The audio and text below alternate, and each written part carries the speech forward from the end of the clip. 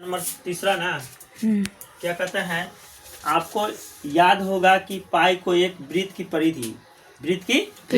परिधि मान लीजिए सी, देखो वृत्त की परिधि हो गया ना बाबू। वो वृत्त अभी खाली हुआ, वृत्त हुआ एक परिधि है यहाँ से यहाँ तक, ठीक है।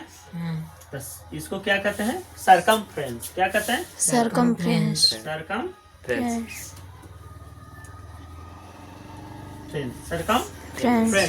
और उसके व्यास मान लीजिए डी, व्यास डी है, ये डी हो गया ना। डी का मतलब डायमीटर। क्या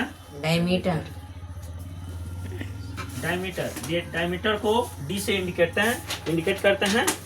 तो कहता है कि अनुपात से परिभाषित किया जाता है कि अर्थात पाई बराबर सी बटा डी। तो पाई का जो मान होता है 22/7।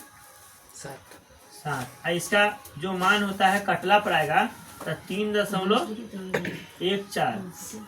निकटतम जो मान होता है 3.14 होता है कि नहीं होता है।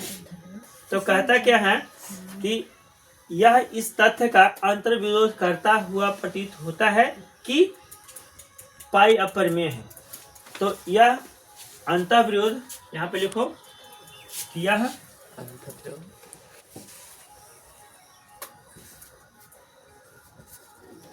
अंतर्विरोध नहीं करता है, करता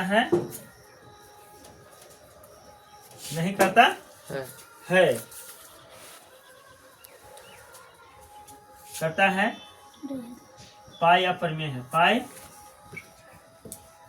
अपरिमेय है। इस अंतर्विरोध का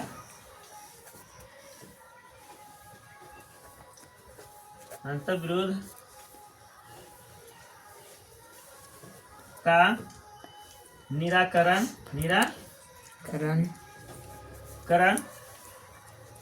इस अंतर्विरोध का निराकरण एक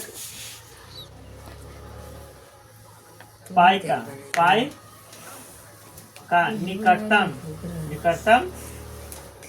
निकटतम मान 3.14 ... होता है। लिख लो। देखो ये समझना गया बाबू, है समझना गया ना। तो ये समझ गया, पाई बराबर सी बटा डी, सी परिधि है बटा डी यानी व्यास है। तो पाई का जो मान है 22/7 बराबर 3.14। अगर 22 को 7 से काटेगा तो पाई का जो निकटतम मान है वो 3.14 आता है। तो ये अंतर्विरोध नहीं करता, नहीं एक दूसरे का नहीं करता है।